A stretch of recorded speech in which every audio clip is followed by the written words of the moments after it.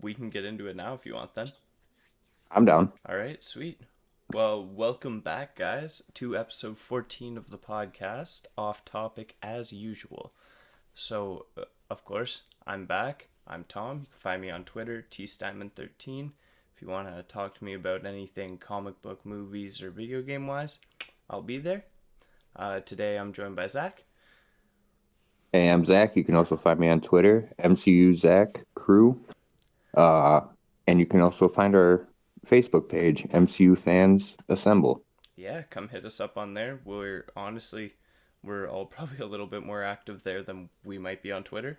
So, Yeah. if you want I've to, been lately a little bit more active on Twitter, yeah, but I'm still learning how to use it. true. I just like Here I I am. don't tweet a lot. I just like and retweet stuff. Right, yeah. No, same. And like for something that's like 15 years old by now, I'm finally getting it. But I had no reason to, and now Yeah. seems like the only good reason to get it. So, Yeah, you're not wrong at all. Um, um, Sorry, just before we get into this, you guys probably noticed that Chris is not here today. It is his birthday, so we're recording this on the Sunday. If it goes up on any time other than this, wish him a happy belated birthday. But for now, wish him a happy birthday. Yeah. So it's just me and Zach today. yep. Happy birthday, Chris, by the way. Even though I already said it to you in the chat, but Same here. giving you a shout out. Hell yeah. Um, I wanted to bring up real quick before we get started on episode 5. That was Nico that died, right? Yep. At the end of episode. Okay. So I was watching the Canadian Lad on YouTube. Um, and he does like I watched it in 0.25 speed, and uh the serum they hid was in his grandfather's tombstone, Mm-hmm. who fought with Captain America in World War II. So I just found it ironic that, Captain Ladd found it ironic, which I found it afterwards, that they hid the serum there, which his grandfather told him, like, how he fought against him, this, that. So he kind of idolized Captain America, Yeah. but then ultimately dies at the end of his shield. Like, Yeah. something we didn't bring up last week. I didn't realize it until last night after seeing the video, but yeah, kind of crazy. Oh yeah. It was.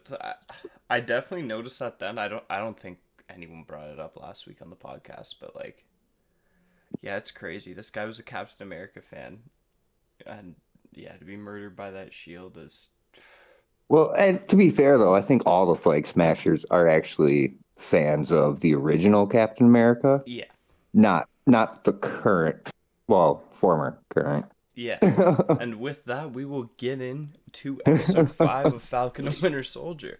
So, as you Yeah, probably guessed, there's spoilers for the whole series, but especially for this episode because a lot of things happened.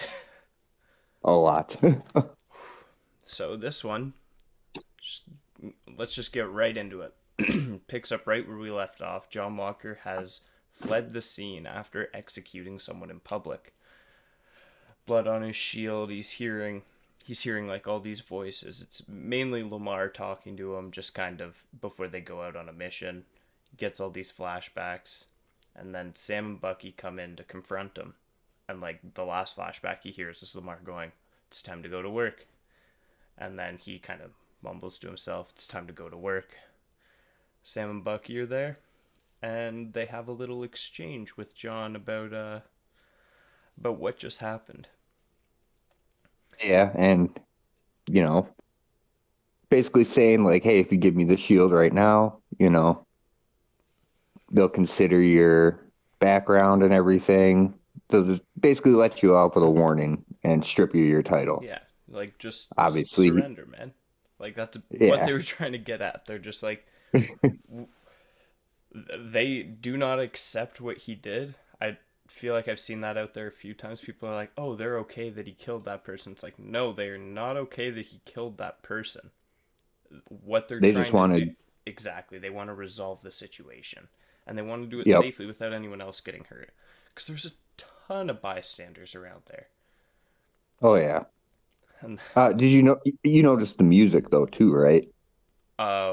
For John Walker when the fight started. when the fight started. Yes, I did. Do you want to get into that? Yes, I do. Because not even just the music, but the whole actual scene as well.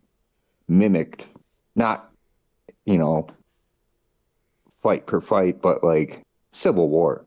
Hmm. I mean, just mimicked it left and right. I mean, mainly with Bucky being there. I mean, Yeah, but but the difference with this this versus Civil War is there's clearly people who are right in this one. well, right, yeah. There's no choosing sides. Yeah, There's a right side and then there's John your Walker. stupid side. Yeah, Yeah. but yeah, so John doesn't give the shield up. Basically, the only thing he hears Sam say is, "You need to give me the shield," and then he gets that into his mind that, oh, they're only here for the shield. So they start fighting, and like I think my favorite part of the fight was like John already dealt with Bucky a bit, kind of. Bucky was down now for the count, and he starts to deal with Sam. So he rips Sam's wings off. He's like standing on top of him, and he's going, "I am Captain America," and it looks like he was about to kill him. And we'll get into it in a bit, but I thought that that was going to be the moment that they call back to where Sam's like, I knew I needed to be Captain America then. When it's just the legacy that he was given to see some clearly just, I don't want to say insane, but someone who's lost their freaking mind just about to kill him screaming their Captain America. I think that was a little wake up call. Yeah, but I think the moment that it actually hit though was at the end of the fight Yeah. when Bucky dropped the shield. But before Bucky did though, like they panned out to that shot where he's holding the shield above Sam and you see that like glimmer of light Yeah. hitting Bucky in the shield. Like and then he drops it. Yeah. And then Sam's looking at the shield and they like amplified the the whatever word it is, that noise that the vibranium makes. Yeah. Like the warping almost. Yeah, Yeah. or wearing, whatever. Like, When you like I spin a think, tube. yeah, yeah. Like, I think that was like the moment, like, Sam's like, oh, shit. Like, Mm-hmm. I fucked up. But, Oh, I mean, sorry, I did jump ahead a bit by going to literally the end of the fight there, but just John literally refusing to give up the shield to the point where they literally have to break his arm to do it, and then they showed him breaking his arm, and then they show Bucky's face, like cut across his face from the shield, just being smashed into it, and he just dripping blood out of his mouth when he woke up or when he stands up, and I'm like, what's the rating on this show again? Like this is on Disney right, Plus, right. which like I'm okay with because I've seen a few people actually say this. Like I feel like a lot of people watch them, but the comic book cast, um, I was watching a few of their podcasts, and Armin and Mitch were both saying they're like, well, yeah, they can do this, and it's still technically like TV-14, right? So they aren't gonna have any problem with Blade or Moon Knight. Like those projects aren't gonna need to be rated R if they can do stuff like this. So Well, true, true. that made me happy. Yeah. Camera's going a bit. All right, I guess we'll leave it there. Here, one sec. Um, no, I like the fact that when John Walker threw the shield at Bucky, and he still caught it, like, still got flown back. But I read a meme. It was like, oh, you can't throw anything over Bucky's head. He'll always catch it. And it was like a montage of Falcon and Winter Soldier. He's throwing the shield or throwing a knife or something, and Mm-hmm. like Bucky's always catching it. Like, Even in the earlier movies, like when he was under the Winter Soldier programming in the Winter Soldier movie, like when Cap throws his shield at him and Bucky just turns around, catches it like that on the roof. Such a cool scene. oh, oh Ripped yeah. straight from a comic book too. Actually, I don't know if that scene happened on the roof in the movie. Now that I'm thinking about it, that might have just been in the comic. Let I don't know. But You might be right. You might be right. but moving forward, after this, we see a little debrief with Torres, Sam, and Bucky. And Bucky's kind of they aren't really talking, and Bucky's just leaving the room. And Sam's like, "Oh, you're gonna go deal with Zemo." Bucky really doesn't say anything. Torres is kind of cracking jokes. He's like, "Oh, he's got his sleeve back now." Like, "Oh, look at that." Yeah. And then like he walks out, and he was like, "Well, it's good to see that he's alive at least." After he jumped out of the airplane. Yeah, I forgot that's the last time they saw each other. Same Like year. for for a second, I was like, "Wait, got his sleeve back? Are they referring back to Civil War and his arm getting cut off?" And then like I rewatched, yeah, episode 2, I think it was, Yeah. where yeah, he rips off his sleeve. Like, oh no, they're being literal. Like, Oh, which brings me back to my point that Marvel is not, tiptoeing around us anymore. They're just being straightforward. yeah. You're not wrong. And speaking of something being pretty straightforward, I got an immediate flashback to Iron Man 2 in this next scene when Sam picks up the shield and starts to leave. And Torres goes, "Hey, you forgot the wings." And Sam goes, "Keep them." And all I can think of is Terrence Howard looking at the War Machine suit going, "Next time, baby. Next Yep, yep. time." So I don't think we're going to get Torres Falcon in this show, but like once we get a new Avengers project, I Oh yeah. 100% he will be there. Yep. It'd be really cool if like the last battle, I mean the final battle of this, like it's gonna be a lot already, but like I don't think they need to bring another Falcon in. We're gonna get No, no, that would be too much. yeah. We'll get You already into have it. to introduce the power broker. Like you have to at this point, I feel. We'll get into that because I think we know who it is. Yeah, we might. I don't think it's who we thought it was. I don't. I think one of the people I said it was is right, but I only think it's one of them. I know for sure there's a few I said that it's like, not at all. No, and I think you're right on who you said it was We'll, after this episode. we'll see. But I do have yeah, another theory of who it is now that this episode's came out, and actually that will bring us to the next scene, which is John Walker's trial.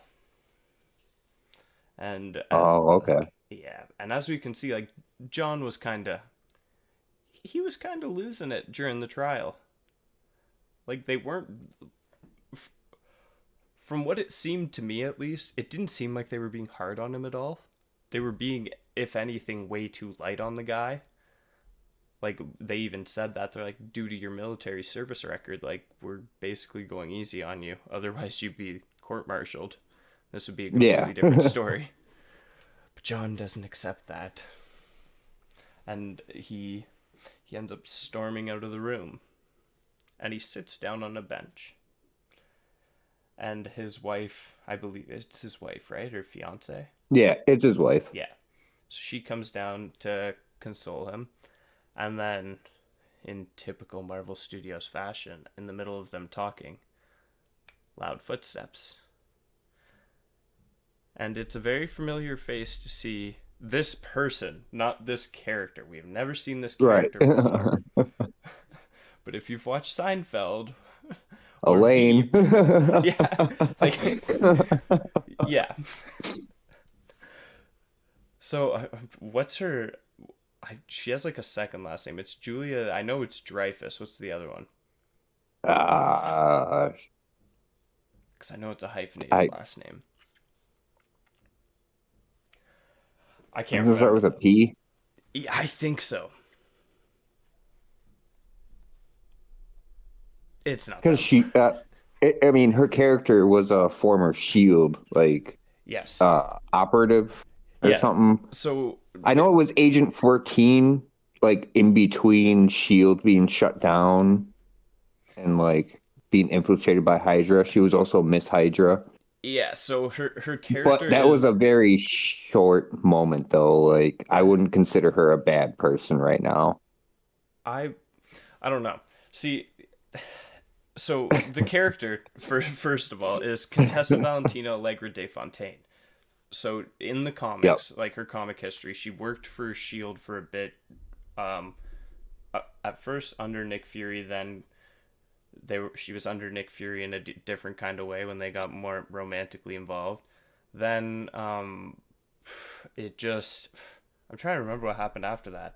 That kept going, and then they were fighting Hydra, trying to shut down Hydra. Eventually, they did. It ended up Marvel decided to do a big twist, and that she was a Russian sleeper agent the whole time. So during that time, she ended up adopting the name Madam Hydra, and similarly during that time, she ruled over the city of Madripoor. Oh, Yes. Um, Another thing that I don't think will be incorporated in this show in particular, but maybe keep your eye out down the line because Secret Invasion is coming, so scroll watch. But Contessa was one of the Skrulls in the Secret Invasion comic. that She yeah, she was a that's Skrull something sleeper. big. Yeah. So keep your eye out just in case. But yeah, a big character just kind of appeared. And we also got confirmation that this was not the first time we were supposed to see her. That we were supposed to see her in the Black Widow movie first. I don't know if her scenes are either still in there or if maybe this was a scene from Black Widow that got moved to here. I, Oh, I don't know. actually, I'm gonna wait till we get to the raft part. Okay. I, I want to bring one little thing up. One little thing. All right.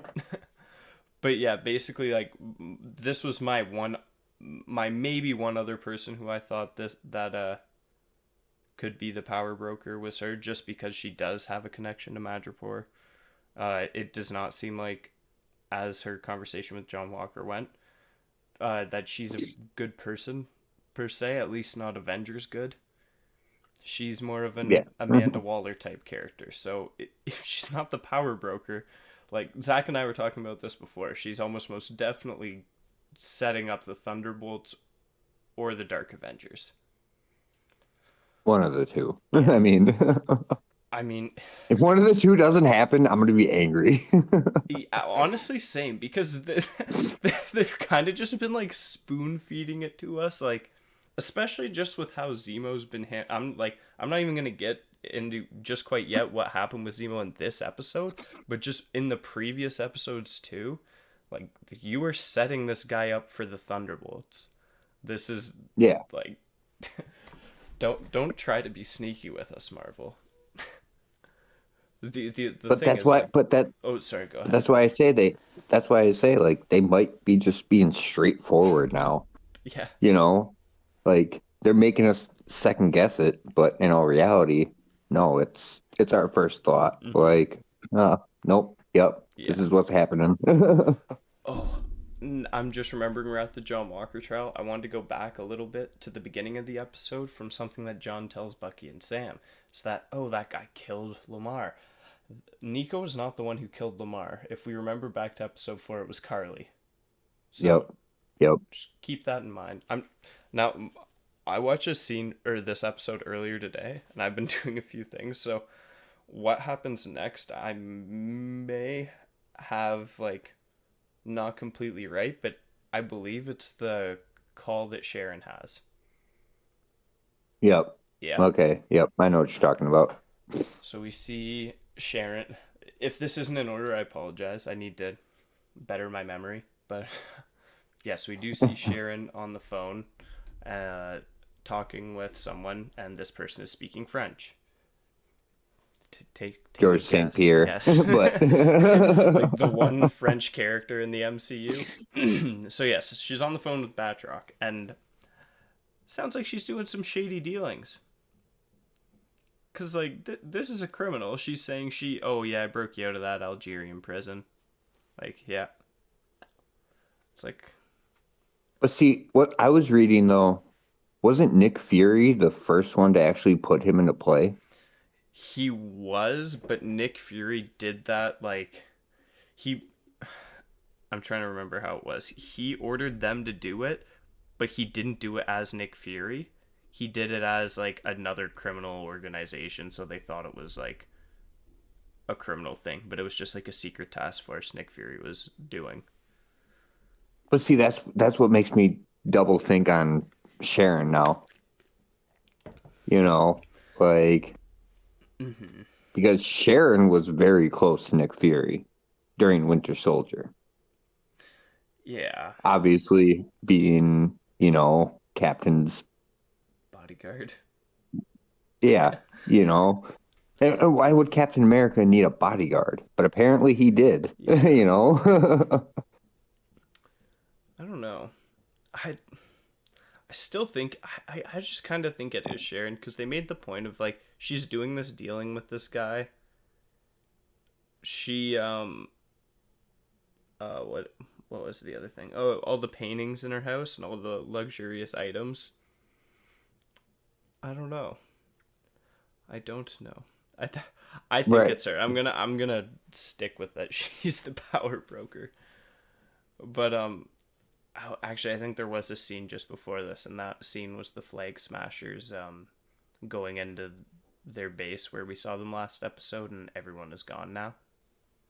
Oh yeah, where the GRC basically invaded Mm-hmm. the area and put up all those posters and blah blah blah. He Yeah. basically declared them criminals. There's I can't remember the character's name, but the one guy with the long hair, he's seemingly the Oh, only one. Shredder. Yeah, he's seemingly the only one who just is not really on board with this anymore. He's just kind of like, okay, like, I guess we're still following you. That goes. And then we finally get to go back to, after 6 years, the remains of Sokovia. Yes, this was actually my favorite scene of the show. This is my favorite part. My favorite scene was literally the one almost right after. But this was, oh, I love this scene too, though. This episode by far has been like my favorite episode, like WandaVision and this combined. So, like, oh, this one was a really good episode. It was. It was. Which makes me very excited for the finale. Same here. But yes, Zemo is standing at the Sokovia Memorial in the remains of Sokovia, and Bucky comes up, and they, But before you start, yeah, there was a photo leak back in December of this shot, yeah, and there was supposed to be more flowers, mm-hmm, but that's because of the lost people of coronavirus and everything. But they decided to get rid of that because they don't want the virus mm-hmm, included because they want people. yeah. My assumption is they want people to assume that in 2023 this virus is gone. Like that's my assumption. Like I think they're just gonna not mention it at all. Like, I apparently like, cause they had to like majorly rewrite this script because there was the whole virus subplot that you can kind of see what is barely fixed, like just with a lot of the Flag Smashers stuff, like especially in the early episodes. But yeah, I think it was a good idea to remove it. hey, little Bucky do we talking. know we're living in a slow motion Thanos snap. Yeah. Mm-hmm. Like, I was gonna say, like, I wonder if they just don't include it in the movies because, like, I don't know how Feige ever did this, but decides that, oh yeah, 5 year time jump, it's gonna perfectly miss a global pandemic because they're Right. technically they're in 2024 now, so we're 3 years behind them. But Okay. still, like, it's not far off. We'll be caught up very soon. Right. But yes, Bucky and Zemo at the Sokovia Monument, and they have a little conversation. And during the conversation, Zemo basically tells Bucky he knows what he needs to do, that Carly's too far gone, can't save her. And Bucky says, well, we aren't going to worry about that because we have a plan. And Zemo's like, oh, I'm worried. I was worried you'd say that. And he goes on about Bucky still being the Winter Soldier. Like, it's in him. Like, he knows he needs to do that. And then Bucky pulls the gun out and points it at Zemo. And I think this was the moment my heart skipped a beat because I was like, are you really going to do a man dirty like this? Are you really going to kill this guy right now? But no. He pulls the trigger, and then the scene that we've seen so many times in the trailer of Bucky just dropping the bullets. And Zemo is almost kind of, to be honest, I expected him to look relieved, but like he almost looked more like happy that he truly knew that like this programming of the Winter Soldier's gone. Because that's what the whole this is him finally confronting like the guy who brought it all out of him again. Like, well, and no, I agree, because then afterwards, when he's being detained, he said, "I took the liberty of crossing my name off of your book." Yeah, and he's like he knew he knew already, like Bucky wasn't gonna do it. And he said something else. He was like, "I don't hold you, or I don't hold any grudges, basically, for what you had to do. Like, I understand it. It's just kind of like thank you." And then he's like, "Goodbye, James." Which, oh yeah, sorry. By the way, the Dora Milaje pulled up and took him away after Bucky dropped the bullets. Yeah, kind of skipped that part. Was, sorry, yeah. Zemo really gets you sometimes. But yeah, so Io comes up with 2 other Dora members and take him away. Hey, speaking of, well, I wish we were, advertised by this, but we're not. Did you see the Zemo shirt? No. It's a Zemo shirt. Like, it's the purple mask, but he's holding up like puppets, and it's Falcon and the Winter Soldier as puppets. I've not seen that, but that's a good one. Dude, it's so awesome. Not sponsored, by the way, but but would like to be. Yeah, I mean, hey. But anyways. But yes, the Dora come to take him away. And when he asks where they're going, Io tells him that he is going to the raft. And that's where he will spend out his days. Now, I'm just going to finish the dialogue before we get more into that. But then she also tells Bucky to kind of steer clear of Wakanda for a bit. Just because, help bring him in, but you help break him out too, so steer clear, White Wolf, just for now. And then Bucky has one favor from her. However, the raft, that's a very important place. Very, very important. That is where Captain America's team was kept after the airport battle. There's also a few other characters that we've never actually seen on screen there, but we have been told by Kevin Feige that they are there. Such as Tim Roth's Abomination, who is supposed to come back for the She-Hulk show. Apparently Samuel Stern's, aka the leader, is also there. There's a few others too. But yeah, there's a lot of villains in here, and villains in a prison usually lead one way, right, Zach? Right, usually. But okay, so last week I said Taskmaster is supposed to die. I think Taskmaster wow, I can't talk.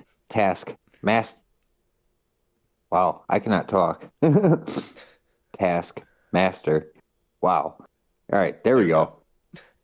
Might be in here. In the raft? Because he was one of the Thunderbolts, right? One of the original. Mm-hmm. I don't know what they're doing with Taskmaster, though. But that's not my main thing. Yeah. Is obviously Ross. He holds,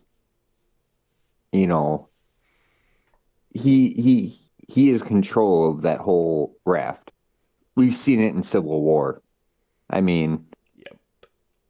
but my other thing though is whenever Hawkeye comes out, Hmm. I would love to see something in between with the Thunderbolts because Zemo initially is against like the whole being an anti-hero, right? In the comics. Yeah. And Uh, and doesn't Hawkeye end up eventually like running it? yeah, kind of. I think that's two different runs. Like the first one is like Zemo basically starts out and he's like, "Yeah, I'm not gonna be here. I'm just gonna kill people." And he just kind of does the same thing. He kills people and just tries to manipulate them to get what he wants. And then yeah, like I think in the run when Hawkeye kind of takes over, part of that just rubs off on Zemo, and Zemo's just like, "I'm gonna lead this team now," and then he becomes the leader of the Thunderbolts. Well, okay, so you could separate into two ways to Yeah, where, I mean, the honestly, I think you Hawkeye. could substitute Hawkeye for Sam or Bucky, just because of how that's gone this series. Yeah, yeah, because he actually does look up to Sam and well, mainly Bucky, I think. I was But gonna he say has mainly like Sam. he has a faith towards Sam though. Yeah, But I think that's more towards being Captain America than anything. yeah, Bucky, he seems kind of like, hey, you're kind of corrupt, but you're not anymore. Like, you yeah, know. yeah. I mean, it could go either Mhm. three ways, I guess. Oh yeah, If you asked me a week ago, I said Dark Avengers was happening, but now, no, Thunderbolts. Thunderbolt. Yeah. Yeah, Thunderbolts is for sure happening. If it doesn't, I'm gonna be mad. Mhm. Yeah. I still think the kicker for it's going to be if Norman Osborn appears in Spider-Man No Way Home. And no, oh, right. We have some other news to cover at the end of this too. I totally Uh-oh. forgot about all that. Oh man. Um but yeah, I think that's going to be the kicker cuz if we get like MCU Norman Osborn as the I think he'll probably go under Iron Patriot. Dark Avengers, but if it's not him, I feel like we're gonna know by Black Widow though, because Ross is in that movie. Yep. So also just hands down to William Hurt, great actor. He's been playing the role since The Incredible Hulk, and a lot of people don't realize he's been one of the longest running actors in the MCU as well. It's just everyone For forgets real. that film Like, counts. I forgot at the end of Endgame, he pops Yeah, up. yeah. Like, literally for like 5 seconds, but like, Yeah, he's well, there. that was like a decent amount of the people in that movie. It was like I think Michelle Pfeiffer too was just there for like the 5 second scene where it's Hank, Hope, Scott, and her. Yeah, yep, yep. Actually, Marissa Tomei as well. But I heard they filmed that at the beginning of Infinity War. I think they filmed that at the beginning of Endgame because they've filmed them back to back, right? Oh, right, right. That's what I'm thinking of. So And that's they, what I'm thinking of. but they told them all it was a wedding because I Oh, remember Tom you're Holland's right. You're interview of right. it. He's like, yeah, we were told it was a wedding, and like I get there and I'm like, well, where's Robert? Poor guy. Okay, yep. That makes sense. But after this, we will. Ooh, hey, Mm-hmm. totally off topic. It was a deleted scene in Infinity War where Gwyneth Paltrow said you didn't even set a date, and Robert Downey Jr. was just like, "Oh, you said August 27th," and they go blah blah blah whatever. But that was the actual date that Robert Downey Jr. got married was Oh August wow, 27th, I didn't even know that was a 2005. deleted scene. I'm gonna have to go through those Yep, again. yep. I Infinity just War. watched it. Yeah, delete scene for Infinity War. It's right before Doctor Strange and Banner pop up. Oh yeah, the alternate one. Mm-hmm. Yep. He Because says August 27th, and that's the actual day he got married. and I think they just changed that out because they had the mention of Morgan instead, and then obviously in Endgame, his daughter named Morgan. Yep. Mm-hmm. But back to the episode. um, Hey, this show isn't called Off Topic for nothing. that's a good point. It's a good point. But yes, we are. I'm trying to remember where we are now. Oh yeah, Sam is the Shield, and he's back in the States, and it looks like before he's going home, he's going back to a familiar place, and Baltimore, Maryland comes up. And the last time we were in Baltimore, we met Isaiah Bradley, and oh my god, why am I blanking on his nephew's name? I hate myself.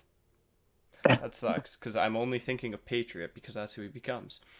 But Right. but yes, Patriot is there, and he kind of mentions I'm. That's gonna suck. I'm gonna have to call him that because I just can't remember his first name off the top of my head. But yeah, he kind of like mentioned to him. He's like, "Oh, where are you going?" And Sam's like, "Oh, I just want to see your grandfather." He's like, "All right, go back. Like, I'll be there." And Sam's like, "Yeah, yeah, yeah, sure you will." And then he shoots a brick. I saw that Patriot. Like, I don't. You're gonna be a young Avenger, but like, I won't let that down. You should have had that shot, man. But Sam goes out back, and I feel like a lot of us were maybe thinking this was gonna happen, or at least something along the lines of it. But Sam tries to give Isaiah the shield, and Isaiah immediately before it's even out, he's like, "I know what that is. Keep it in the bag. Like, I don't, I don't want it." And I don't know. This whole scene for me, this was my favorite scene of the show so far. Just everything that happened next with Isaiah and Sam, because like as a lot of you probably know, I'm not a person of color, so I really don't firsthand know the struggles that a lot of people of color go through. So honestly, like having them explain it in a show like this and actually show just like how institutionalized racism and systemic racism has like affected them in different ways, even though it is a fictional universe, like it helps better educate people like me who haven't experienced that. I thought that was a super important thing they did. Plus, they adopted the entirety of the Red, White, and Black comic pretty much. Even though it's just Isaiah saying it, there's no actual flashbacks. He also doesn't mention that he puts on Captain America's suit. But I just thought that whole thing was amazing. No, I agree. And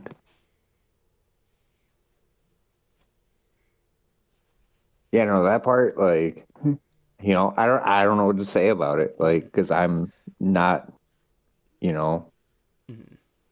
I've never been in that situation. Like, I understand it. I would like to put myself in that situation, but like, I can't, Yeah. you know? Mm-hmm. And like, And it's good that they can do this though, and just, I mean, better educate people. exactly. No, exactly. And Like, just the story of Isaiah is just so heartbreaking. no, it seriously is. Like, when I watch that part, I'm just like, fuck. I'm like, Like, I was like tearing I, up. I, Like, no, me too. I Like, was, I was like, I don't even like want to watch the rest of the episode anymore. Like, I was like, jeez. And like, that was all just him talking, like, no flashbacks or anything. But he does end the conversation on a certain note for Sam. And Isaiah's mindset is because he had all these terrible things happen to him. The government experimented on him. They threw him in jail once he'd proven his worth to them and saved all the other people involved in the experiments with them. And eventually they were all killed off until it was just him. And you can tell, like, as he should, he harbors a lot of anger. But along with that, it comes with his mindset that, well, because I've experienced this, I don't think any self-respecting black man would want to be Captain America. And right there you can see Sam kind of flinches a bit. And he definitely had a thought. And like as he was leaving, I was watching the episode with a few friends, and they were like, honestly, after the Isaiah speech, I kind of don't want Sam to become Captain America now. And I'm like, yeah, like, no, I definitely get that. And I kind of felt the same way until, obviously, when he goes back home and he gives his reasoning about why he won't. But yeah, the next shot after that, also amazing job by I can't remember the actor who played Isaiah. It's not Carl Lumley, is it? Who played Isaiah Bradley? Is it?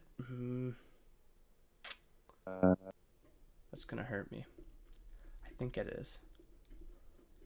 It sounds right, but I don't want to say you're right. I don't think Like, I'm gonna have to check that out. I need to fact check. Just in case. Also, I'm gonna look up.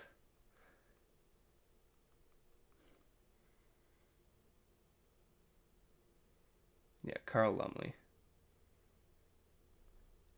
And his grandson, Eli Bradley. That's it. Oh my god, I can't believe I didn't get that. Oh, I don't know. I just kept thinking Isaiah, and I'm just like, Isaiah's like Cap, not Patriot, but but yes, I would like to see more of both of them down the line. Honestly, I feel like it's probably less likely we'll see more of Isaiah, but very likely we will see more of of Eli. But yeah, then we're heading back to I'm trying to remember where Sam's actually from. Louisiana, right? I believe so. So yes, he heads back home, and he's just back at the house with his sister and her kids, and they're talking about how they're having some trouble selling the boat. So Sam kind of tells her, he's like, hey, like, Mom was so nice to like everyone around here, like, I'm sure we could call in favors and fix it up. Sure enough, that's what they do. And they go to fix it up so they can sell it. And as like we kind of get the scene of the community just helping out, and then they're talking about, oh, how are we going to get this thing off the truck? And then of course it's miraculously picked up by the super soldier Bucky Barnes, and he puts it down. He does this all one-handed too, which I love. Puts it down, then comes up and places a box down for Sam and says it's a present from the Wakandans. Now the box we'll get into later. You can sign for it and I'll leave. Yep. Like, that's what he says. And then as if like the perfect timing is just like, oh yeah, we need you to stick around. Something goes wrong on the boat. Sam goes to fix it, kind of struggles with it. Bucky goes down. Bucky does. This was my favorite. This is one of my like favorite parts. He no, me too. Just like he's like, no, you got to go up. Yeah. And then screws it down. And then he's like, a few minutes go by, like in the show, and he's like, you couldn't use use your metal arm. Well, I'm right-handed, so I don't think of it immediately. I was like, you know what? That makes like a lot more sense now. Oh, but yeah, I love that. And then basically the majority of the rest of this is them fixing up the ship, and they fix up the ship, and Sam and Bucky have some bonding moments, and Bucky's kind of like, oh, sorry. It's them fixing up their friendship. Yeah. Oh yeah, also Bucky like weirdly flirting with Sarah, and it's like, okay, I see you, Bucky. Oh my god, I love that. And then like the whole time after that, and Sam's like, oh, don't flirt with my sister, and then the whole time like she and like him are just low-key like glancing, and you can see like they were definitely like told to do that, but I like that. That was a nice little nod. Right. Hey, Sarah. Like, oh, hey. But then they're pretty much just bonding. Bucky's like, yeah, I gotta fly out here tomorrow. I'll get a hotel. Sam's like, no, like you'll stay with us. Like, don't worry about it. And you can get a sense that this relationship that really seemed, I wouldn't say non-existent back in Civil War, but like definitely, what's the word? I wouldn't say conflicting, but maybe not quite forced, but it's just two guys who were a friend of someone else, kind of forced to be together. Yeah, yeah. Yeah, which they kind of make a reference to that later Oh on, yeah. No. but now it seems like they're past that. That like yeah, like they're actually like friends now. And of course, Sarah doesn't want to sell the ship in the end, and and Sam's like, well, you know what? Like, I'm really glad. Like, we need to preserve this. We need to keep this. And during this kind of scene, they kind of get into the topic about him not directly becoming Cap, but just talking about it. Sarah kind of goes like, "You're gonna let Isaiah get in your head," and he's just, oh, I'm trying to remember the actual line, but it was along the lines of, "We've been fighting so hard for so long. Like, if I just stop now, like all that fight's essentially for nothing. Like I'm gonna keep fighting. Like, I'm gonna pick the shield and I'm up and I'm gonna keep doing what I was doing." And like that to me, and I'm like, I get I get Isaiah's reasons, but that is the best counter to it. Yeah. I think her thing was the fact that he's fighting two different fights, but he can do it. Mm-hmm. You know. And I forget what he says afterwards, honestly. Like, Yeah, but it's like a contradict. Like it's like a yep, I can fight these two battles. Like I forget what he says though. yeah. I can't remember what it is, but yeah, like it's kind of contradictory, but like I feel like it won't end up being like that down the line. That it'll just be like a lot more clear. I think he's gonna. Sorry, not I think. I know he's gonna obviously follow in the similar footsteps of Steve Rogers. So like, he's not gonna be the one taking orders. He's gonna be the one giving them. Yep. Oh So yeah. I feel like maybe that's what he meant in that sense. We're like, yeah, you're fighting the good fight, but like in the sense that also you're not really taking orders from people, so you're really able to just do what's right. Then Oh Sam hell and yeah. Bucky back at Sam's house, and they're tossing around the shield. And Sam talks about how the legacy is a bit complicated of the shield. Bucky talks about, which like a lot of people I saw didn't really understand why Bucky said, I don't think either of us understood what like it would have felt like for a black man to get the shield, and then when he apologizes to him, I saw a lot of people confused about that. And I mean, if you are and you're watching, basically just we saw Isaiah's history. Let's just look at it like that. That's probably the most simple way to put it. And just how that was all hidden and everything. How looked against he was for being a black super soldier, yet Captain America was going around at almost the exact same time being praised as a hero. Like, that's what they were looking at. And I can't remember what exactly Bucky was trying to get into there. I had it written down, and I can't Well, find the note. basically, You might have this better than I do, basically, Zach. well, basically, like they were saying, like no white person could understand what it could be. You know, Thank you. what would it mean for a black I person to have the be shield. Captain America? Mm-hmm. You know, back in the 1940s. You know, I I mean, mean, even now. yeah.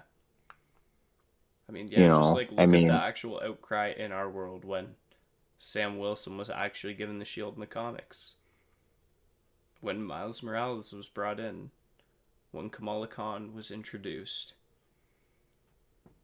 These are beloved characters. And yeah, a lot of people just really do not remember how it all started when they first were announced. Just literally, yeah. yeah, this episode's a very touchy subject. Oh yeah, and like to be honest, like I we mean, aren't the most qualified people at all to talk about this. no, Like no, we're we are not. not the most educated on the subject, even though we would like to be and we try to be. We just aren't. Yeah, exactly. So Like, it, it's a really good episode for teaching though, because I feel like it definitely teaches at least like teaches me a lot. this episode goes deep, Oh yeah, but deeper than me or Tom can go into, yeah. you know. Or I Chris, mean, honestly. me and Tom understand it, but we Mhm. can't explain it, Yeah, you know. yeah. Is the That's best way I can put it. yeah. It really You is. know, like I understand it, but I can't express it, you Hmm. know. Because yeah, like this stuff just I've it never hasn't been through happened it, to us, but right. which is awful. Come on, society, let's fucking change. Seriously, like let's do it. But yes, during this scene, Sam does take the shield, and Bucky basically tells him, "I'm always here if you need help. When we get a lead on Carly, hit me up. We got it." And then I think it was just after this, so Bucky leaves the farm. We see Carly and Batroc have a little arrangement going on, and they're setting up something. And we see that something is an attack on the GRC vote for the quick reunification of countries. Now, we do not see what happens. We see that it has been infiltrated by the Flag Smashers. The lights in the room go off. It looks like the doors were locked. Flag Smashers come in. And then we go back to Sam Cap training. And I really like this too. The Sam training montage. We're Oh like, no, I love it. it makes sense. Like that shield's got to be hard to actually like use. Right. Like you can see like all the throws. Like yeah, in the beginning especially, like it's him fumbling it. It's him not quite getting it, being just a little bit off on when he throws. But the man keeps training, and by the end of the montage, this man has mastered this. And the whole time, the Captain America theme playing over it. I love it. I Oh love yeah. it. I Yep. love it. Oh, Oh, hey, actually, that makes me want to skip back a little bit oh to that's the okay. Zemo part. Yes. Did you remember hearing Zemo's music at the part of Sokovia? Yeah, dude. Oh my God, like that That gave me chills I was when I gonna say, first watched it. yeah, like that Like, music made me think that something bad was gonna happen to Bucky. right, the Hmm. I'm like just like, I forget. he's got another set of code words. Right, he's gonna take over Bucky again, and nope, nope, nope, Hmm. nope, nope, nope, nope. But like, props to the people that yeah, did the Oh yeah, music for this on point because this episode especially. yeah, Such a good theme too. seriously, I can't wait for episode 6. I mean, Oh my god, who neither knows? can I. Who knows what the fuck is gonna happen? Yeah. I mean, everything, if not nothing, is gonna happen. Hmm. Well, and then this brings us to the last little, well, the last main story scene of of this episode, which is Sam and Torres calls Sam. He's just like, "Hey, we got another ping in New York, like all the ones that happened in Europe before the Flag Smashers attacked. Um, what do you want to do?" Sam's like, "All right, thanks. Take it from here." Sam takes that box from the Wakandans that Bucky brought to him when they were fixing up the ship. He puts it on his bed, thumbprint activated. And he opens it up, and I feel like a lot of people probably noticed the Captain America theme continues playing and keeps getting more intense. So I think we all know what's in the box, even though we did not see it this episode. But yes, that is how the main episode ends, with Sam opening the box, presumably looking at his new Captain America costume. Oh yeah. I can't wait to see it. I mean, I saw like the merch, because there is merch leaks. Like, I don't like bringing that up. Like, if people do want to see some leaks, look for merch. Lego's really big for that. They usually spoil almost everything. I mean, they had they had the Hulkbuster suit thing from Infinity War, except they had Hulk popping out of it on the thing. So everyone thought that was going to happen for the longest time, and it just didn't happen in the movie because they fed the misdirection on the merch. So I thought that was cool. But yeah, Sam's got his Falcon suit, or his Captain America suit, apparently, or allegedly. I mean, No, yeah, he does. yeah. He does. I mean, Unless, we've already seen it though at what if like it's some just a point. kit? It's just a sewing kit. It's like, all right, here's some vibranium. Make it, Sam. Right? Yeah, right. We'll give you And the he has to Tony sit here Stark, like, Peter God. Parker effect. You have to do it yourself. And that's how Falcon Winter Soldier ends. He's just sitting here sewing. She's like, God damn it, I hate you, Stark. It's like, I wish there was some Asgardian tech I could use or something. And then you just see the Bifrost coming down. I could totally imagine if they did that. He's And just then sitting in his Loki room. He's pop, like, but T'Challa fucking had to give me a suit I couldn't or that wasn't ready. This motherfucker. I was gonna say, like, you see the Bifrost come down, and it's just Loki, like, And then Thor's like, Loki, you're good now. And then Loki's like, nope, from 2012, I still fucking hate y'all. Boom, starts yep. killing. And then, yep, still has the space stone. But then there's one more thing in this episode. As with WandaVision, I think it was the final 3 episodes of WandaVision, because that was a 9-episode thing. But for this, it's clearly just the final 2. Post-credit scene, baby. Typical Marvel fashion. And this one Oh is... yes. Oh my god, okay. This one got me, like, right off the bat, because it was the same thing that happened at the end of Endgame, except a little different. So credits, like, finished, right? Clang, clang, and I'm like, no, they aren't. Tony's dead. And then I'm like, oh, okay, good. Tony is dead. Because it's just John making a new shield. But that gave me a bit of a panic at first. Because I was like, they ended Endgame with, like, the same clanging. And then, like, that's the sound they start this with as it's in black. And I was like,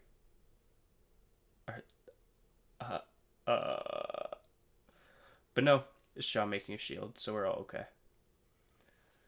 But Zach, you actually had a theory about this shield, didn't you? Yes, I do have a theory on that. So obviously Val was telling John Walker, I know you don't have the shield. Don't worry about that. That's technically not government property. I have a theory that the material he was given was not just scrap metal. Could possibly be adamantium. Yes. And for those of you who do not know what adamantium is, that is the metal that the Weapon Plus program used to put inside Wolverine, which causes bone claws. Well, once they retconned him so he had bone claws first, into the adamantium claws that you see very prevalent in the Hugh Jackman movies. Yes. So, obviously we don't know. It could be anything, but with the Disney purchase of Fox, adamantium was something that Fox had that now can be in play on the table in the MCU. And to be honest, it's probably a lot better to introduce it before we even get Wolverine, because everyone knows that's a tease to Wolverine. Right. But like, if you just start laying it in there now, then it seems a lot more natural once we get to Wolverine than it's just, oh, there's this other super hard substance that was here the whole time, but we just didn't mention that one. We just only mentioned vibranium. Sorry, guys. Like, that feels like a Sony way of doing things. Actually, you know what? That feels like a Warner Brothers way of doing things, which, if we've learned anything more about that in the past few weeks, is just so bad. And Marvel Studios isn't like that. So, I, I like this. I like that theory, Zach. I think we have to be on board with that one. Well, and actually, it would be the third metal Yeah. we'd learn about because you hear about vibranium, then uru, Uru. and then now adamantium. Adamantium. Mm-hmm. That would be awesome. And that does complete the Falcon and Winter Soldier episode.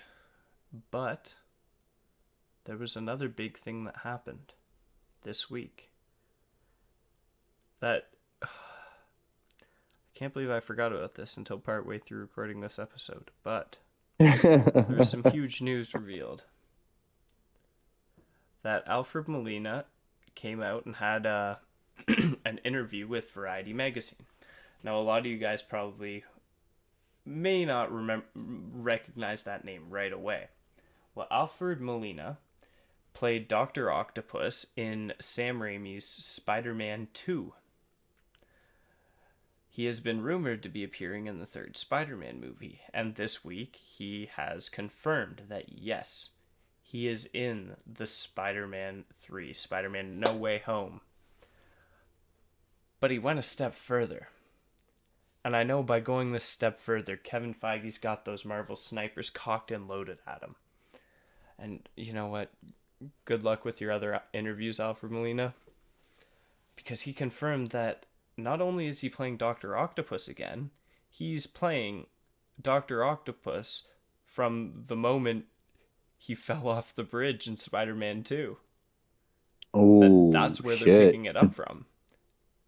Which also means that this is not Dr. Octopus of the MCU. This will be Dr. Octopus of Sam Raimi's universe. Which I think now we all can say it. It's gonna be a multiverse movie. Very clearly, probably Spider-Verse movie. Toby and Andrew, I'm saying it, they gotta be in this. They have to be. Yes.